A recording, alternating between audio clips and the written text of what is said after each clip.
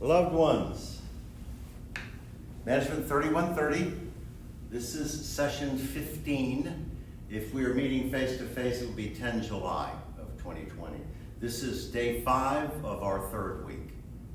So when we finish this together, you'll be at the 60% mark. I don't have any admin things to share with you right now. Today is going to be a discussion of Chapter 11. We talk about managing individual differences, and a lot of that stuff is really complex and messy because much of what we're talking about is personological, it's psychology. I have displayed behind me a picture, and that is going to fold into our attendance verification story today. The picture that you see just over my left shoulder is a picture of me. It was taken on 6 November 1969. I'll save you the math, that's 51 years ago. Now, the reason that I wanted to share that picture with you is the date is significant because I deployed to Vietnam 4 days later. I deployed to Vietnam on 10 November 1969. And my family lovingly said that the reason that my mother had that picture taken in my dress blues is she was concerned that it might get blown up in Vietnam and she wouldn't have another opportunity. Back then, dress blues were just for formal wear, much as men would wear a tuxedo. It was not an everyday duty uniform. We had different uniforms for that. So this was fancy stuff. But I want you to look at 21-year-old Bill Norton. His hair is high and tight, sideburns are middle of the ear, no facial hair. And the Bill Norton that's speaking to you is 72-year-old Bill Norton. So for more than a half a century, the same approach. And that's really, the reason I thought this might be a fun story is my department had a Christmas party in December. It was a Friday night. And we'd actually had a management faculty meeting that afternoon for perhaps 2 hours.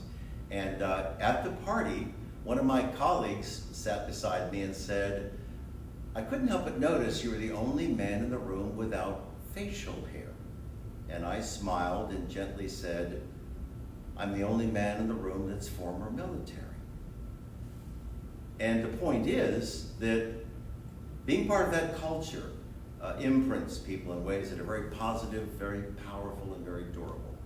So although the hair coloration is slightly different, it's titanium now, but you can look at it and see hair high and tight, sideburns in the middle of the ear, no facial hair. So that was what I wanted to share. That's the reason that this picture is up. And no, it's not on any website. I brought in a thumb drive. The last thing I want any of you doing is grabbing this off a folio and circulating it at high velocity on Twitter or anywhere else. So it's coming down.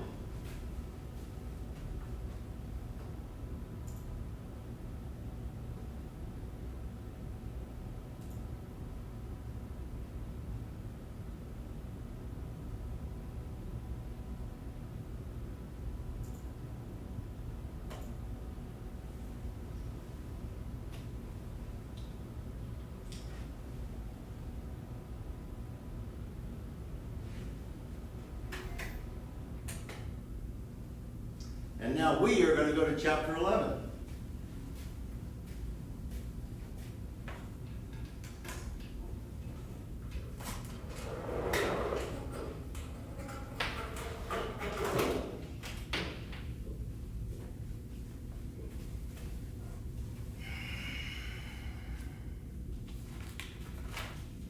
So chapter 11 starts with, it's on page 410. Starts with a discussion of the Big Five. I have no idea why these things are called the Big Five, but my colleagues who are psychologists who study individual behavior believe that these 5 characteristics describe people.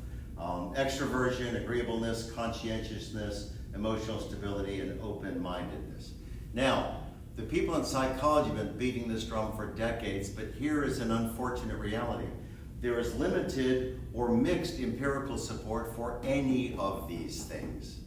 Oftentimes, when we develop a theory, when scholars develop a theory, all they're doing is presenting a testable argument.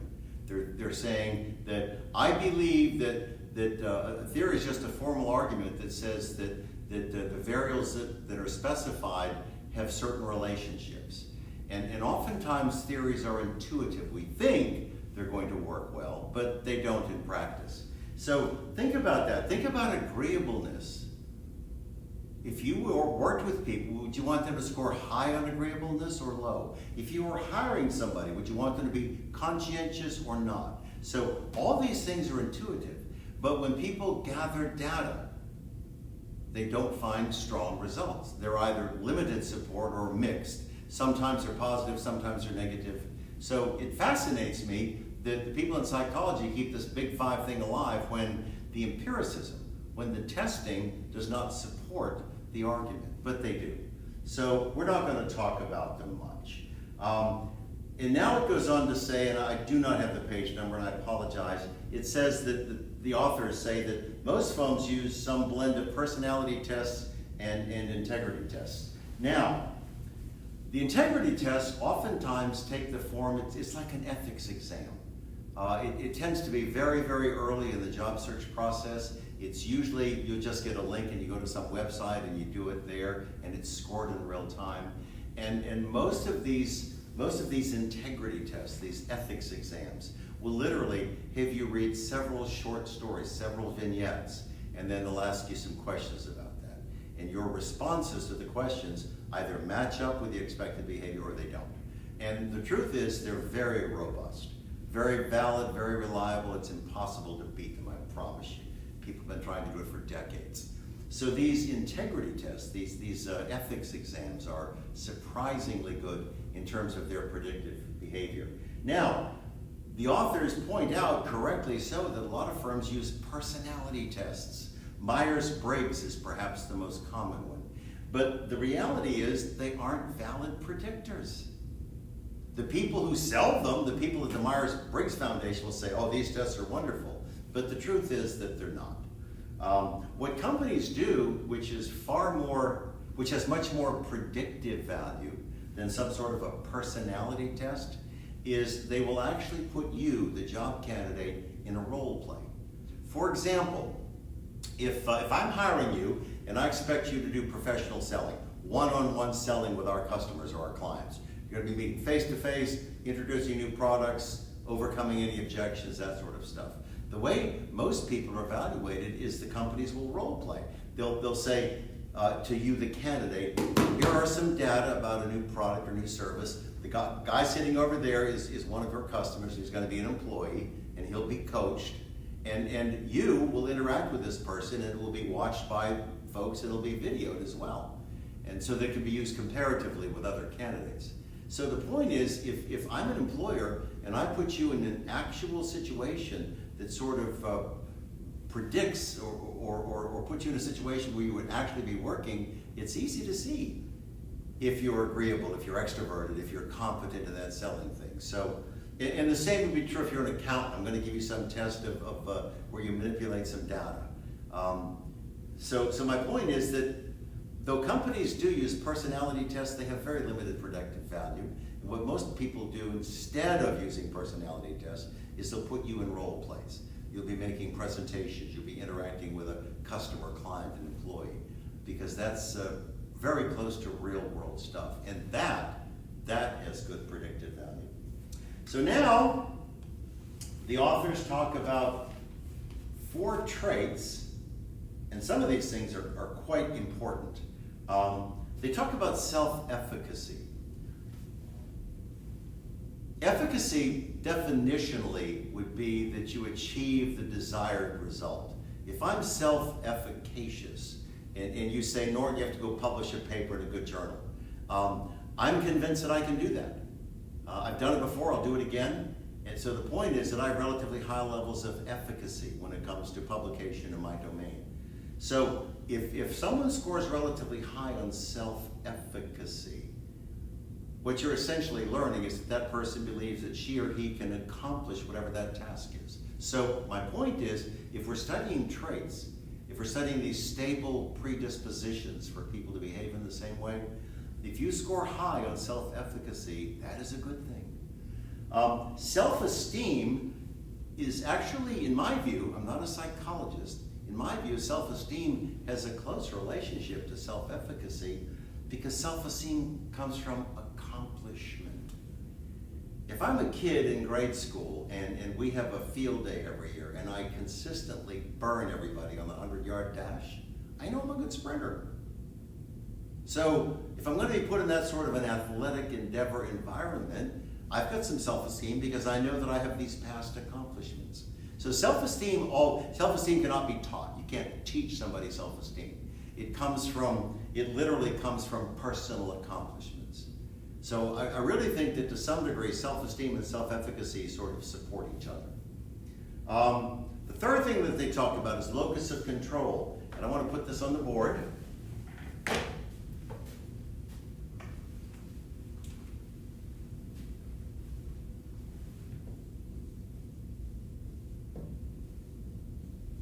This came from a psychologist whose last name was Rotter. He published the work in 1966. And Rotter's argument is that every one of us has a locus of control. It's either an internal locus or it's an external locus. I know external has two E's.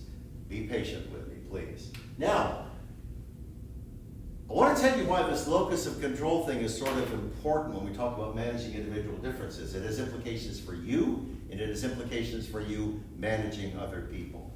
If you, this is a personality trait, if you have an internal locus of control, what that means is that you are convinced that to some degree you can shape outcomes, you can influence things, you have the power to make things happen. If you have an external locus of control, what you typically do is no matter what happens, you attribute it to external forces. If you go out and you're trying to sell something in the market and the customers don't buy, you say, oh, it's all on them. You know, the competitors have better products, they're all cranky, they have unrealistic expectations. So if you have an external locus of control, your attribution is not you, it's away from you. You blame other things. You take no accountability yourself. If you have an internal locus of control, you believe that to some degree, you can chart your own destiny. So I want you to think about this. Whom do you think? Everybody, the argument that psychologists make is every one of us has a locus of control, and we are either internals or externals. Whom do you think would be a good entrepreneur? The person with the internal locus of control or the external? Whom do you think would be a good leader? Someone with an internal locus of control or external? Well, you know the answers. Internal. So none of this is bad, none of this is evil. We are different. That's why we're exploring individual differences. That is precisely what this chapter is about. But as we talk about traits, this guy Rotter, the psychologist Rotter, about 55 years ago, whatever that turns out to be, that's my high school graduation year. Yes, it is. That might be on the final. I don't know. So Rotter literally presented this argument that each of us has a locus of control. Where does control reside? Is it internal or is it external? Do we make attributions outside of us, or do we believe that we are somehow responsible or accountable for outcomes? And every one of us is one of those two things. We don't flop back and forth. We are one or the other. And you can see, in my view, that if you have an internal locus of control, that predicts success in some endeavors, like entrepreneurship and leadership and other things like that. There's no one would ever say that an external locus of control is bad, but it just means that you're not temperamentally equipped to do some things well. So again, we're talking traits. Traits are stable predispositions. They don't change a lot over time to behave in a particular way. And then the fourth thing that they talk about, the authors, the trait that they talk about is they talk about emotional stability. I've got nothing. I can't in any way meaningfully add to that. You and I are somewhat stable or we're somewhat erratic. What happens if we're in a stressful situation? Do we sort of think and come to some thoughtful decision, or do we get all hysterical? And you get emotional stability. And the point is that most of us would rather be associated with people who are somewhat emotionally stable than those who are not emotionally stable. Y'all come to a faculty meeting sometime. You want to see emotional instability? scary people. Oh dear, not. I wonder if that was a paint stick instead of a dry erase marker.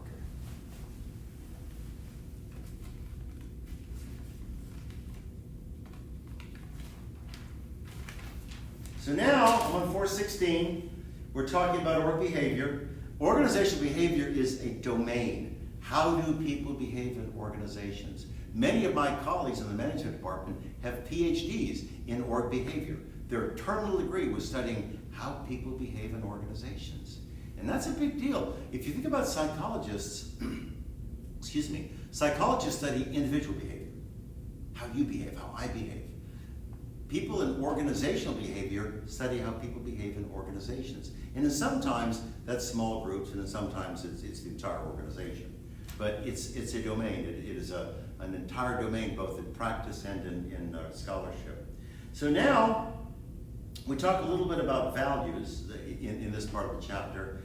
And I want to point out that we talked about this meaningfully in the ethics module that I presented earlier. Values are essentially,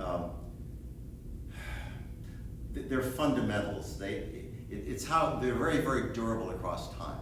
They're fundamental, we perceive them as fundamental truths, and they apply across many contexts and many situations.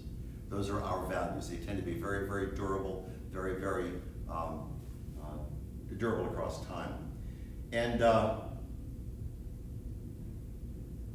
there is something that I do not remember if I talked about this particular notion about your values changing. I might have earlier, and forgive me if I'm covering the same ground twice.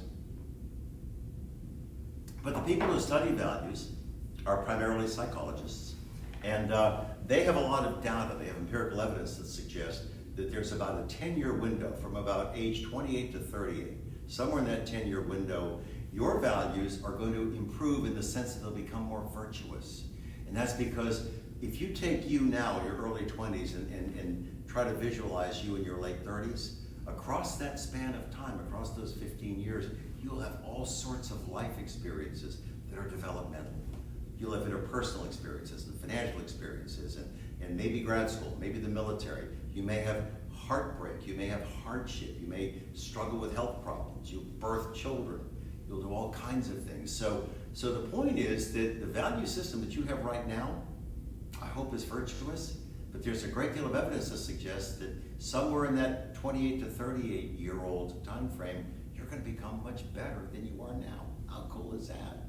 Not as cool as the lightsaber, but of course it's much more important than the goofy lifesaver. So now on 420, and we talk about perceptions. And boy, talk about messiness.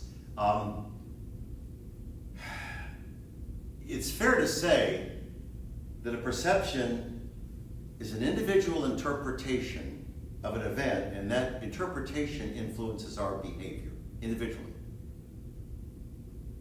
And you and I can view the same event, the very same thing, and we can come to different conclusions, can't we? That's true always. That's true in almost any situation. So that's the dilemma with perceptions. You and I can be sitting side by side, observe the same event, and we will literally come to different interpretations because we have different perceptions. And sometimes perceptions are distorted. Sometimes they're distorted because we have history, we have certain expectations. I hear people, faculty in other colleges saying things like the man and ripped off. Well, it's obvious to me when I'm in those conversations that those people have no earthly idea how the world works. They don't know how capital flows, they don't know how goods are manufactured, they don't know how services are delivered, they don't know how people behave in organizations. They don't know. They don't know how the world works. So, perceptions, again, definitionally, individual interpretations of an event, and those interpretations influence our behavior. If I perceive something to be wholesome, I'll support it. Would you agree? If I perceive something to be ugly, I won't. So perceptions, our interpretations of events, influence our behaviors. And in this same conversation about perceptions, we talk about several other things. And the very next one, I don't have a page number, but the very next one is the concept of stereotypes. The stereotype is a perception. It's a form of perception. And if we stereotype, I will go with stereotyping people because that's the most common application. If we stereotype people, we assume that they're all the same based on some shared characteristic. Do you think all 72-year-old white guys are the same? I'm pretty sure we're not. Do I think all 19-year-old black men are the same? Pretty sure they're not. But the point is that if some people stereotype others, no matter what they are driven by individually, they're all lumped into the same category as far as behavior or whatever the case may be. And I honestly can't think of a single situation in which stereotypes are healthy or correct or wholesome. I can't think of one. And yet many people stereotype others. I stereotype vegans. Yes, I'm a terrible man. Evil, evil Bill Norton. Because I've never met a vegan. Y'all, I don't care if you eat rocks. Have fun. Suck on a root. I don't care what you eat, but every vegan that I've ever met in my life, has immediately tried to impose her or his values, eating values on me. Oh, you shouldn't eat that. It's a dead cow. Damn right. That's why I'm eating it. I'm sorry. I should behave better. So I have a bad stereotype about vegans. Again, I don't care what your personal preferences are, but you are ill-advised to try to impose your views on me. Bad strategy. And every vegan I've ever met does that. So sadly, I wish I were a better man than I am. Sadly, I stereotype vegans, but I don't have many stereotypes. And the truth is, I have a great deal of empirical evidence. Every single one I've ever met has immediately tried to impose her or his eating standards on me. Oh, you shouldn't eat that. Really? Go away. I'm going to Steak and Shake for lunch. Dead cow and ice cream. How cool is that? The name of the business. So, stereotypes, again, I can't think of any situation where any stereotype is valid or smart. I can't. But yet, we do it often, and I just shared one of my many failings. So now, implicit bias. Here's the first thing that I would share to you. Almost all of us have some implicit biases, and they're not all bad.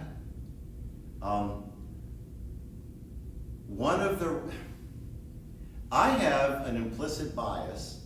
I'll tell you what it is, and then I'll tell you why it is. If I see a man wearing a baseball hat indoors, I'm annoyed. If I see any man anywhere on the planet with facial hair, it doesn't annoy me, but I have a bias against it. Now, do you remember that picture I showed you at the start of this presentation? I'm former military. No facial hair.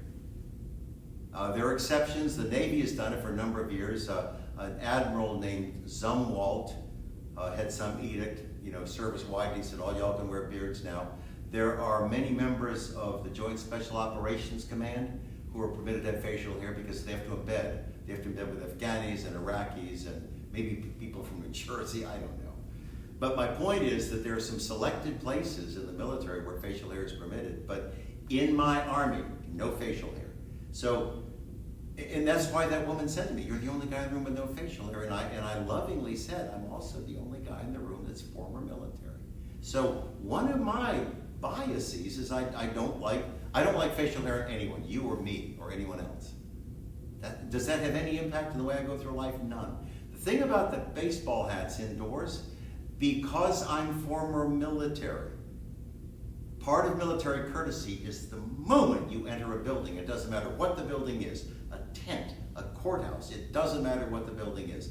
The moment you enter a building, you uncover. The hat comes off, and if you're wearing sunglasses, they come off too. So, my implicit biases against hats indoors and facial hair come from me being part of the military culture. And I say that unapologetically. Do I ever say, oh, you look like a dope with your hat on? No. Do I give a crap if you have facial hair? No. Do I have any voice or role in you doing either of those things? No. But those are implicit biases. I don't like to see men wearing hats indoors, and I don't like facial hair. So, I know what some of my biases are, and my point is, every one of us has some implicit biases. They're just sort of baked into us from some set of life experiences. The next thing that they talk about, again, we're still talking about this whole messy, complex chapter is about managing individual differences. They talk now about a halo effect. A halo effect says that we sometimes generalize from a single observation or single trait. What if you saw someone do a good thing? Pick up a puppy in the middle of a road so a car wouldn't run over it. You would immediately, probably, have warm feelings towards that person.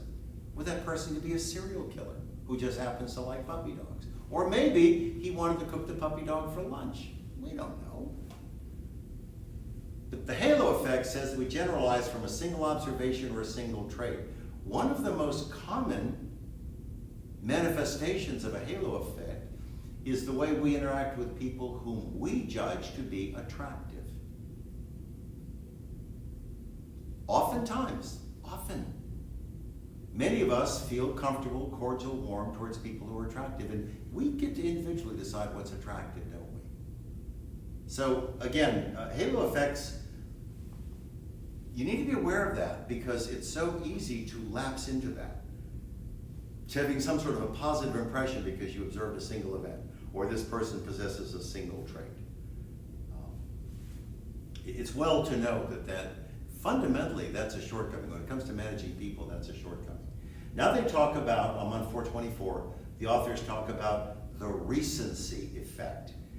Oftentimes you and I recall things if they're relatively recent. There's probably no one in this country, in the United States, who would not recall the event that led to George Floyd's death a few weeks ago because of its recency. And we oftentimes look through that lens when we consider anything. So recency effect just says that we recall oftentimes things that are very, very recent in time. They're not representative, they're just recent. Causal attribution. You've heard the term 150 million times, cause and effect. One thing we believe causes another. If I take water and I put it in a refrigerated compartment, you know that if the temperature is below 32 degrees, it's going to freeze, right? That's the cause and effect. I took water, I put it in a place that was refrigerated, boom, I get ice. So this thing changed its state from liquid to solid. So the problem with causal attribution with people is we often make a flawed attribution. We observe something happen and we sort of, that's the effect, and we invent the cause. Because we have these biases, these things that are baked in. Every one of us, I can promise you, every one of us has a worldview. And your worldview, just as mine, is influenced by the sum total of your life experiences. So your worldview and my worldview is essentially a great big lens, and we look through that lens and we see everything that happens in life, and that's how we process, that's how we interpret those events. So we all have a worldview, and that worldview is shaped by our life experiences. And oftentimes, this thing about causal attribution means that we saw something happen, but we literally attribute it to some cause that doesn't really explain it. Happens often, especially in business. What if, here's an example. This is not a personological thing, this is a market-based thing. Let's assume that we work for the same company, our company takes a new product to market, and it's a bust. So here's what one person could say. I might say, if I'm in engineering, or let's say I'm in marketing. I'm a marketing guy and I was responsible for the launch and the product fails in the market. And I talk to some of my customers and they say, this thing was a piece of crap for these reasons. They tell me precisely. It lacked features, it lacked durability. I don't know what it lacked. But I've talked to people who are end users and they tell me what their disappointments are. Other people who work at the next desk could say, oh, it wasn't anything to do with us or our product, it was the market. You know, consumers are fickle, our competitors brought a better product to the market, or they brought a comparable product at a lower price. So my point is, we know the effect. The effect was that whatever this product was failed in the market. We launched it and it was a failure. That is not to say that we can't pivot and make it better. But my point is, I'm making one attribution. I'm saying I've talked to some end users and I think it lacks some features. I think it was a design problem. And you could be sitting right next to me and you make a different attribution. You say, it wasn't on us, it was our competitors. Better product, same product, lower price, whatever the case may be. So the thing about causal attribution is how we'll observe the same effect, but we come to different conclusions. And sometimes our conclusions are deeply flawed. And we need to be sensitive to that. That's especially true in an organization. If some unit does something, if some team does something, the worst possible thing that any of you can do is say, oh, that was Norton, he's the one that messed up. In an organizational setting, we need to use collective pronouns.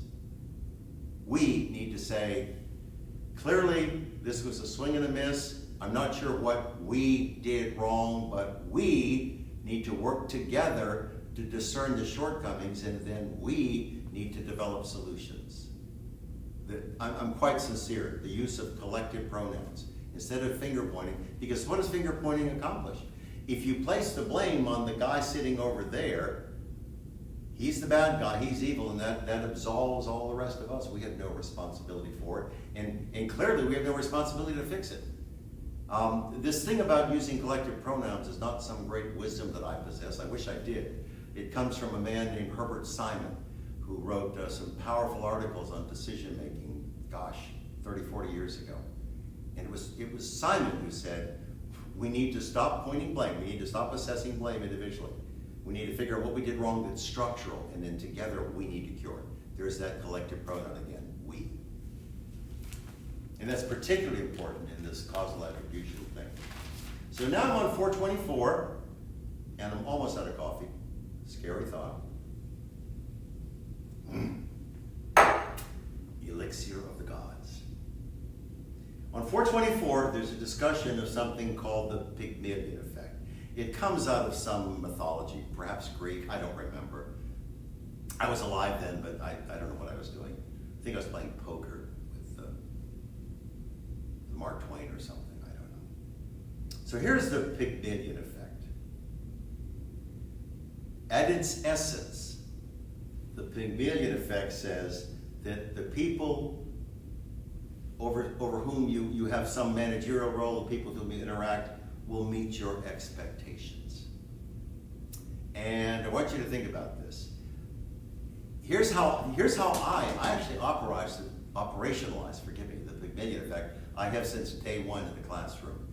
I hold every one of you to high standards. I hold every one of you to the standard of excellence, and you rarely disappoint me. There are exceptions. But the point is, I hold you to high standards and you perform to those standards. What if I said, oh, y'all are a bunch of dummies. You're slackers, you're no good, you're just going to cheat, steal, lie, manipulate, deceive. If I hold you to low standards, that is precisely what you're going to give me. So even though this Pygmalion effect thing comes, I think it's from Greek mythology. That's unimportant. It is mythological in its origins. And it'd be very, very easy to Google it and figure out the story behind it. But the point is that what it says in an organizational context is people meet your expectations. If you hold them to high expectations, they will rarely disappoint you. If you hold them to low expectations, they will rarely disappoint you. Again, if you say to a group, oh, y'all are terrible, you're slackers, you're losers, that's exactly what you're going to get. And if you say, I have faith in you, I have high expectations, I'm going to hold you to high standards, that's exactly what you're going to get. And you have to understand that going into a managerial context. If you hold people to high standards, they will rarely disappoint you. So now we talk briefly about job satisfaction. 1, 2, 3, 4, 5. There are 5 or 6 specific things the authors talk about. I'm on 428 right now. And the first thing they talk about is the nature of the work. Oftentimes, what we do is simply a piece of the puzzle, and it's hard to see how our piece integrates and contributes. So if we have a broader sense for what we're doing, if I say to you, if I'm a manufacturing guy, and I'm knocking out a particular part or assembling a particular component. What matters to me is that I'm sending it downstream. The people at the next workstation deserve to get something that is well made, whatever it is that I did. And then at some point, it will leave our organization and goes out into the environment. And the users deserve to get something that was well designed and well made. So I don't know how to answer this nature of the work thing. I don't think there are clever answers. I understand that oftentimes our contribution seems so modest and so discreet that it's hard to see how it contributes. But if you simply think about what I said, if the next workstation, whomever that may be, gets something that meets high standards, I'm satisfied. I really am, truly. That's the best I can do. And then it talks about compensation, and I get that. I know there's a lot of angst on this campus because of compensation, and I can't do anything about that. But the truth is, if you don't think that you are fairly compensated, you are not going to be satisfied in the job. And you will probably be freshening up a resume and actively searching. And the moment you find something better, you're gone. So compensation influences job satisfaction. And the reality is, if we perceive that the compensation that we're getting is fair and equitable for the inputs, for the amount of work we're doing, and if we think that we're getting compensation that's comparable, that's equitable with other people doing the same stuff, generally we're going to be well satisfied. But what if you and I got the same compensation and for whatever reason you had a lot less input, you worked a lot less? I would think, wait a minute, I'm working harder than that guy and we're getting paid the same. That happens in so many places. So you need to consider, because you're going to be in a managerial role soon, and this also has implications for you as an employee anywhere. You're going to have to consider how compensation weaves into your own job satisfaction. Then the prospect of promotion. Okay, I have a student, first name is Brianna. She probably graduated 2 or 3 years ago. She joined a firm, gosh, I should have a better memory, maybe in Jacksonville, Florida. It's a marketing firm. She's been there 2 years and she's earned 3 promotions. So she's up 4 grades from where she joined the firm. She is thriving.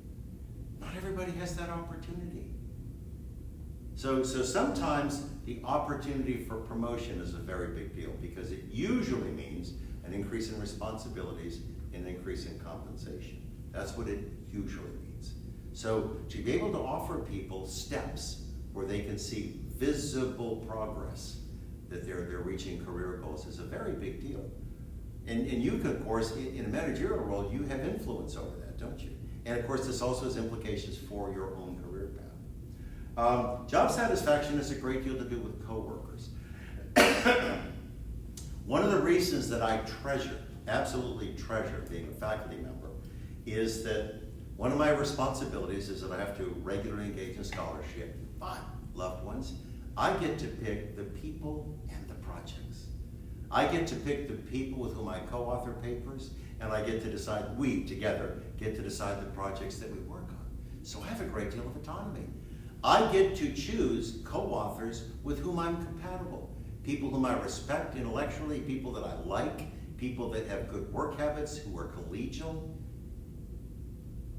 If I were forced to work on projects with a number of people in this faculty, I would be miserable, because I'm thinking of several people whom I believe eat nails for breakfast.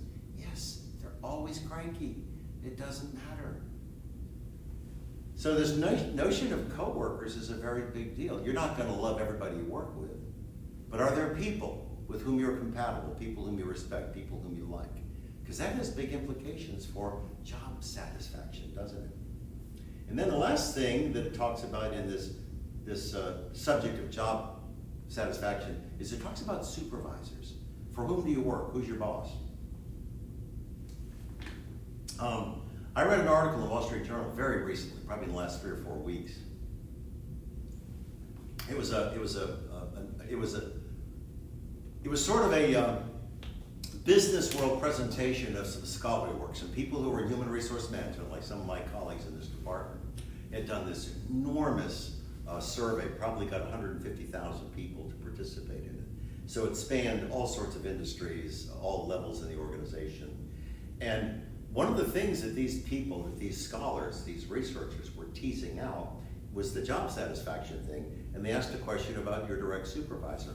70% of the people who responded in this mega survey, all over the nation, all kinds of industries, 70% of the respondents said that they worked for bad bosses. Now, I don't know how they define bad boss, but that distresses me, that about 3/4 of the people in the United States believe they work for bad bosses. And I read that, and I was shocked, and then I thought, whoa, time out. That describes me. I work for people who are evil, who are malicious, who want to hurt others for the sake of hurting them. Yes, sad but true. Not now. I mean, my last 2 bosses here, my last 3 bosses here have been wonderful. My direct supervisor is the department chair for management. And my last 3 have been wonderful. I had a 4th one that oh dear, put him on a rocket to the moon with just enough fuel to get there if I could. But I couldn't come up with the money. I talked to Musk at SpaceX, I talked to Blue Virgin. It was gonna cost a lot because we're not gonna bring the rocket back. It's a one-time use, so I couldn't afford it.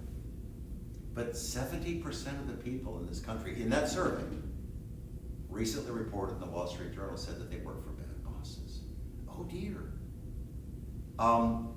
I am convinced, because I spent a lot of years in industry and I'm close to so many people now who are still deeply embedded in a lot of industries.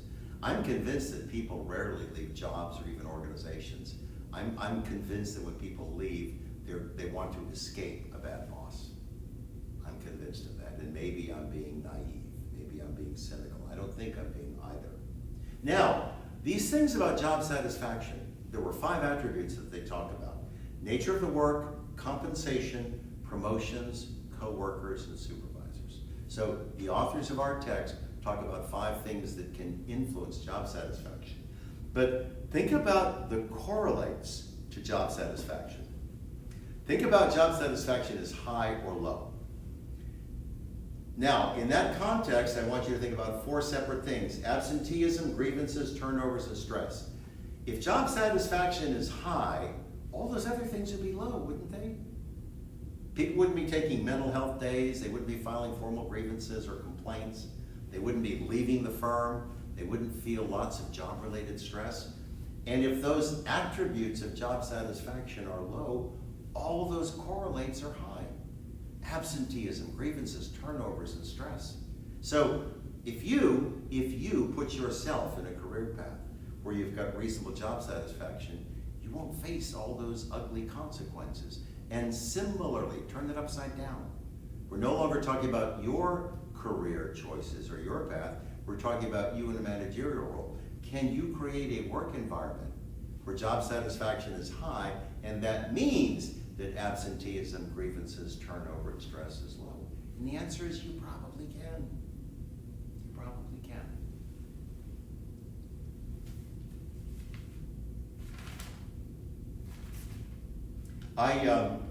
There's a short discussion of organizational commitment. Excuse me. Like many words in the English language, commitment has dozens of definitions. I recently discovered, I don't have a PhD in linguistics, but I recently discovered that the most complex word in the English language is the word run. 3 letters. And the reason run is the most complex word in the English language is that it has more than 700 definitions. Can I run a fever? Can I run a bath? Can I run 40 yards in 27 seconds? Maybe. Can I run 145 on my way to Savannah on I-16? Only for a few minutes. I'm not going to do the other 696. But my point is that the most complex word in the English language is the word run, because there's more than 700 definitions. So when I say to you commitment, I get it. That commitment has all sorts of definitions and all sorts of applications. But I want to talk to you, we, the textbook authors and I, want to talk to you about organizational commitment. It's a definition that has 2 pieces. The first piece is, if you are part of an organization and you're committed to that organization, the first thing that will be true is you're willing to subordinate self. You're willing to put the goals of the organization ahead of your personal goals. If that means that you have to work on a Saturday or work late or do something that is to some degree sacrificial, you'll do it. So the first part of organizational commitment is your willingness to subordinate self to the goals of the organization. That could be your team, your department, the whole organization, I can't know. The second thing that's true is if you display organizational commitment, you do not, at that moment in time, you don't intend to leave. So I reflected on that in my own situation here at Southern, and hands down, I would score very high on organizational commitment. Like many of my colleagues, we regularly subordinate self for the good of students, faculty colleagues, the Parker College, or whatever the case may be. And I have no intention of leaving.